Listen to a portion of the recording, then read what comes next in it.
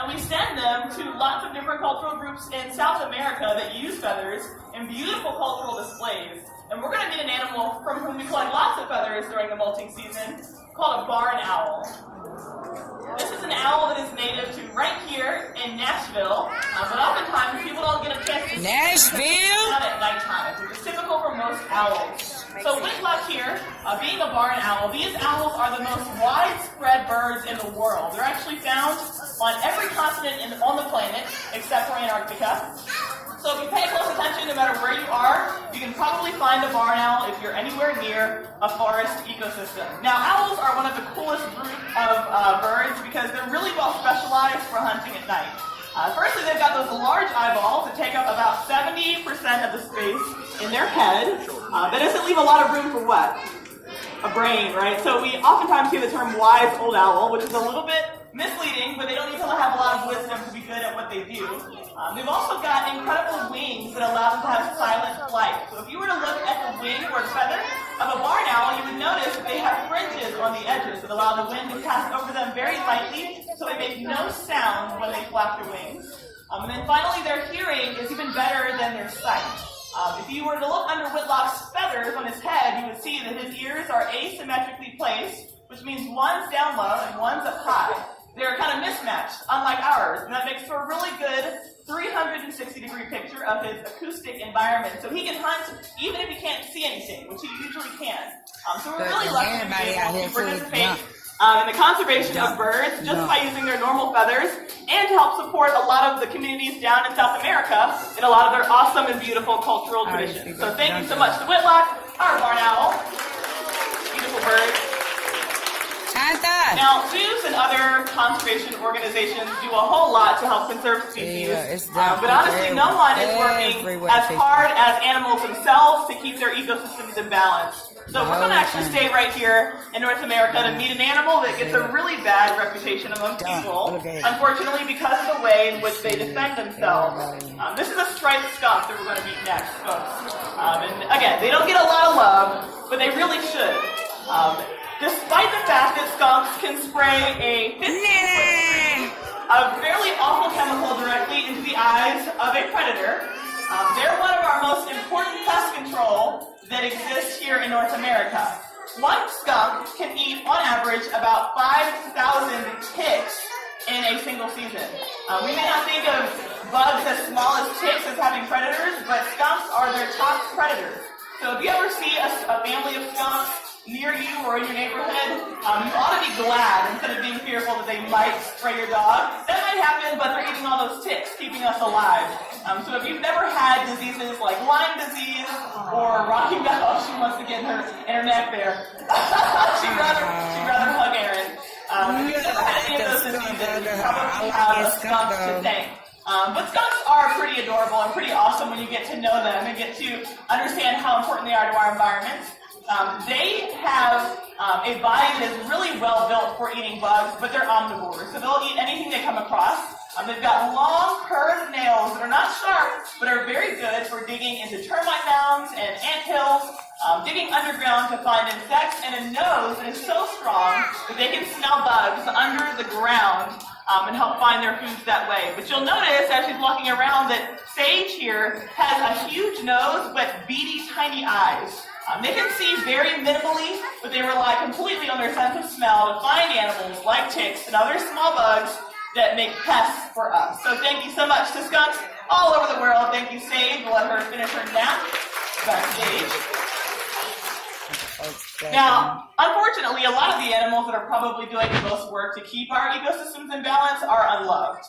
So we're going to now head down into South America to meet probably a lesser loved animal. This one probably has a few more fans than our skunk. A constrictor that lives in the treetops of South America. Yeah, I saw some excitement and then I saw some utter disappointment out there in the audience. But these snakes are really important pest control for their ecosystems. Yeah, she's very big. Do we have any snake fans in the audience? Snake fans? That's what I'm talking about. It's always the kids. Keep it that way, kids. Snakes a lot of times get a really bad reputation because we don't understand them. And usually if you're afraid of snakes, it's because you've been taught to be afraid of snakes, not because you've had a particularly awful encounter with one. But snakes are oftentimes called a farmer's best friend, especially here in North America where there are lots of farming fields, like cornfields and such. And the reason why they're called that is because what do snakes, especially the ones here in North America, what do they like to eat? Mice and rats, right? So a lot of those animals that like to eat our food, those are the animals that snakes like to eat. So again, despite the fact that we may be a little bit creeped out by snakes, we ought to do as much as we can to protect them and keep them where they are in our natural world. But Selena, being a red-tailed boa constrictor, of course, does not live up here in Tennessee. She's found in the rainforest in South America, and she gets that name because the bottom of her tail is like a darker, brownish red color, and she is not venomous. She kills her prey by wrapping her whole body around it, constricting it, and then swallowing it down whole. But as you might imagine, she is too big for animals like mice and rats, so she is eating rabbits now. That's what she's up to nowadays.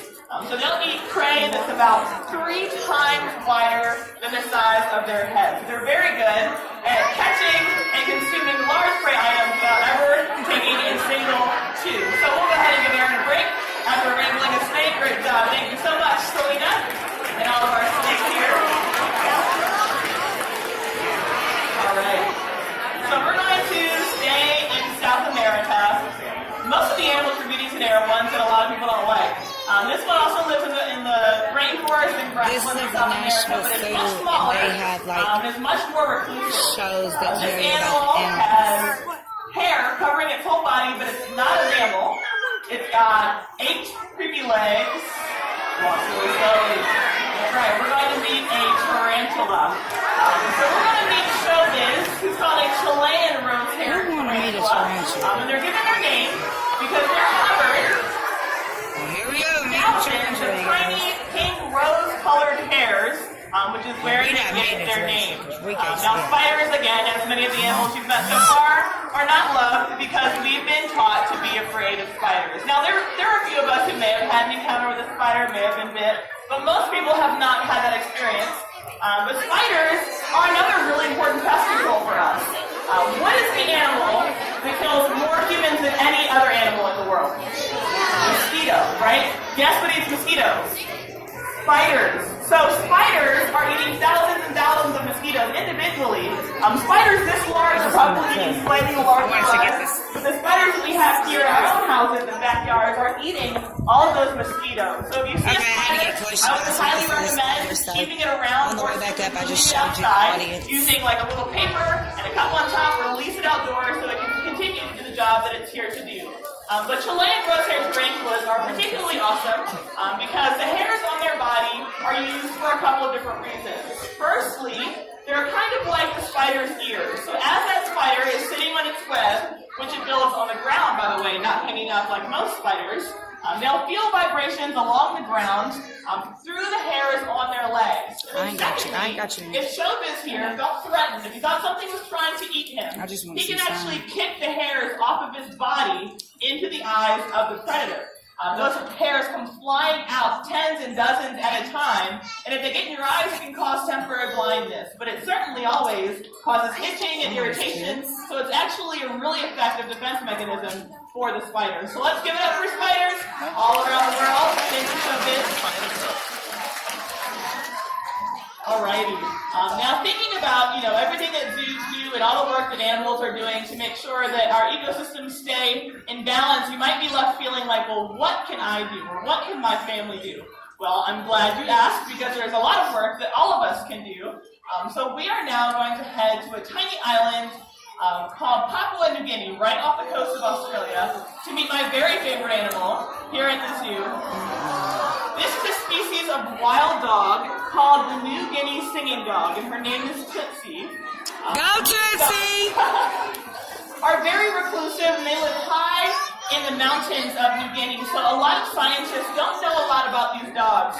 But we know that being an animal that lives in an island habitat, they're surrounded by water, right? But unfortunately, that's salt water. Fresh water tends to be in limited supply for animals and people that live on islands.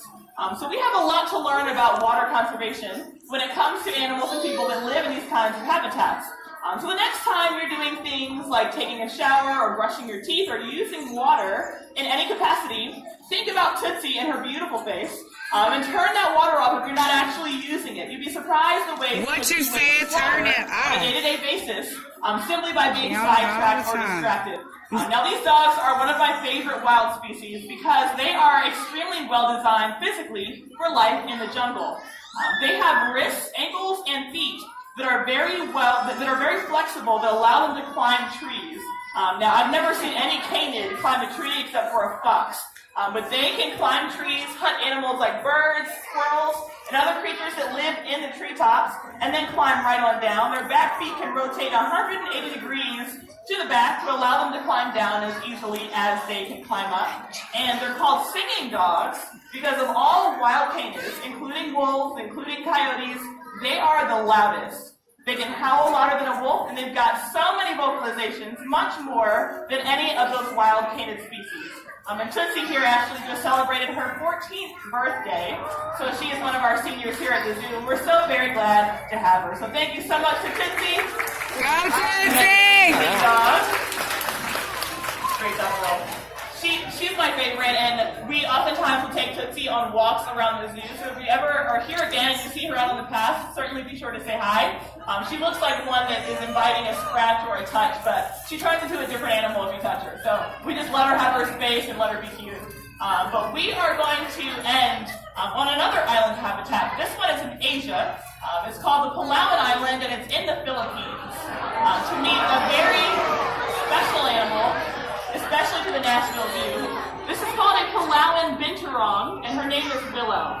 Now, Willow is special to us because she was actually the first female Palawan binturong born in the United States, and she was born right here at the National Zoo about 2 years ago.